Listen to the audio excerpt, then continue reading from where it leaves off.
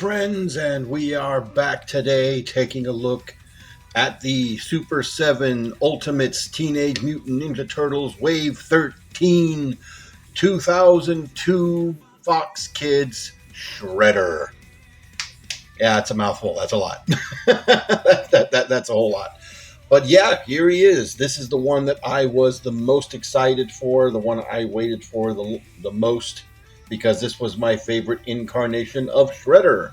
And yeah, there's some choices made here. And I should have realized that these choices were made there because, the pictures were there, but it doesn't quite look the same in pictures and even here on camera quite as much as it does in hand. But we'll cover that as we get into it.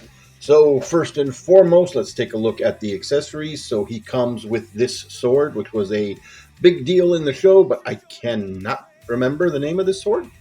On mine, it is a little bent right here where it meets the hilt. Not really badly, but it's enough to be noticeable in hand. But it does look really good, painted very well. But it is just cast out of this sort of pale gray, uncolored plastic. It's not really flexible, but it's not like, it's not gummy, but it's not like super rigid either.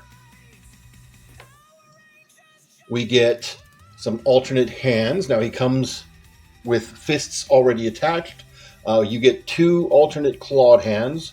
One is a gripping hand and one is a karate pose hand. And then we get three alternate right hands. So we get an open palm hand, we get another karate pose hand, and then another gripping hand. And both of the gripping hands have up and down hinges on them. So he can totally do the I have the power He-Man pose if you wanted to. We get an alternate unhelmeted head, and we'll take a look at how this looks on the figure here in just a little bit. But it does look very, very good. Looks very much like it did in the cartoon, right down to that little point here in the back of the head. And then we get his real self, his Utrom self here. And I forgot the actual name of this character because he does have a different name than Oroko Saki.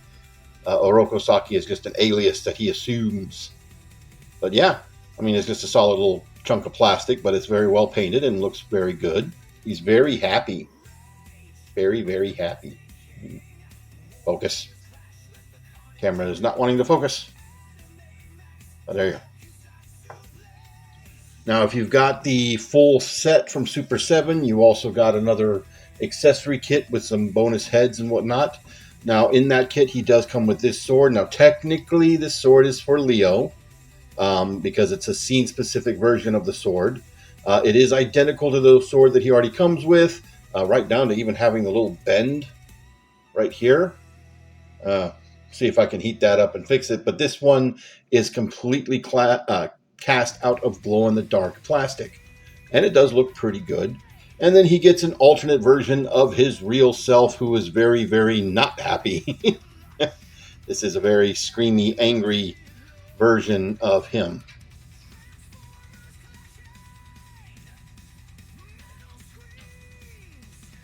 See if that fixes. There we go. That looks better. Take a look at the other one again. One of my lights wasn't on. Now it's on. All right, so taking a look at the Shredder himself.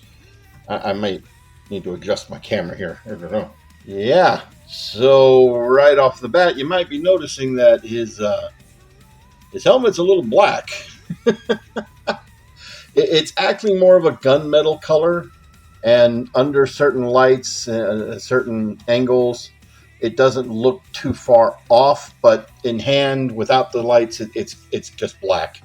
And I don't know why that was the choice. His side skirts here are also just straight up black.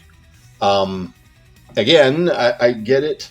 In the show, he kind of had a not quite the same color as this, but just still technically the same color. You look at his artwork from the packaging here, and you can kind of Well, in the light, it's making it look a little different, but this is not the same color as this. It's like just a shade different, barely even noticeable. But here they went straight black, and I'm not a fan of that. I'm really not a fan of that. I mean, even look here, and then look here. Those are very accurate to how he looked in the show. So I don't know. I don't know why this color helmet was the choice that they went with, because that also makes the whole black around his eyes sort of bleed out. You can see he does have red painted eyes in there, but the rest of it's black. But now it just sort of blends in with the helmet, which is very strange to me. Not the choice I would have made. Also, his crest here is very clearly on the same tooling as his sword, as it is cast out of that same just unfinished plastic color. And I'm not a big fan of that either. I also feel like his crest is like neutered right here. Like this should come up a little bit longer and these should be a little shorter. But from the front, the crest doesn't look that bad. It looks okay from the front. It's just from the side, it looks a little strange. Overall, though, the rest of the sculpting and the detail on this figure are phenomenal. He's even got the little ridges right here in his legs. Overall, he looks really, really, really good. And he does have some soft goods pieces here, so the little belt ribbons coming off of him are made out of fabric, and they do have a bendy wire going through them. And also right here at his foot logo, they do rotate also, and they're very tight enough that it'll hold position wherever you rotate it, so you can bend these kind of sort of however you wish to bend them. Going down the back of the figure, you can see he's very clean back here, nothing really noticeable, weird or strange. I do have some paint blemishes, if you can see right here, how the paint on his skirt doesn't go all the way to the belt. It sort of bleeds right there. Also, I think it's here on the front. The paint on this part of the skirt is gone where it's touching this part. I don't know how well that's going to last. But anyway, let's go over his articulation. So he does have the standard detented universal joints right here at the shoulder, so he can go in and out all the way around. These shoulder pads are made out of a soft, gummy material, so they absolutely get out of the way, no problems. We do have a bicep swivel right here, as well as the internal joint has a bicep swivel. He does have double jointed elbows. And then right here, once again, on that joint, he has a swivel there at the forearm. Of course, the hands are just on pegs, so they just swivel easily out of the way. The head is on a double ball joint, so there's a ball joint going up here into the head and a ball joint down here at the base of the neck, so he can get all kinds of movement right there. We have a ball-like joint here at the upper torso, so he can rock a little bit back and forth, side to side, as well as rotate. And then he also has a rotation there at the lower part of the abdomen. As far as the legs are concerned, he once again has the universal joints here at the hips. They can go in and out, forward and back. And of course, thanks to these being very, very soft, flexible material, they do not get in the way whatsoever. Once again, we have double jointed knees here at the knee, obviously. That's about as far as he can get, though, on that bend. Once again, we also have swivels here at the joints for both the boot and the knee. Then we have the universal joints here at the ankle with a swivel pivot right there. So he can get in some pretty good overall menacing I'm going to kill you poses. Like so.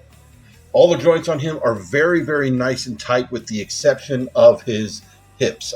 His hips are very, not like stupid loose, but they're loose enough to where the stretchy material here wants to push him back down into place. As you can see, a little floppy right there. So not anything I can't fix on my own. But yeah, And also these pieces right here are also made of that soft, flexible material. So they do get out of the way of the bicep as well. Now, as I mentioned, the hands are just pegged in. This is pretty much standard for everything Super 7. You can just pull those out, plug them back in, and then you can do all kinds of that. Plug in his gripping hand for this side. And we will put in the sword just like so. And there we have our shredder looking pretty cool. So despite my qualms with the helmet here, he's still an amazing looking shredder, and he's also very, very big. We'll show that off here in a minute because I didn't show off the whole thing here with the head. So of course the head is just on a ball joint. So if you want to pop that off and pop on that head, anybody's ever had Super 7 figures before, you know the alternate heads popping them on are a little bit rough. You may need to heat them up to do that. And I will say that on my copy, this peg right here was very, very fused into place. I did have to heat this up in order to get that peg to move. I have had these pegs break before on Super 7 figures, so that's just something to be aware of. Now for some size comparisons. Here he is with Donatello.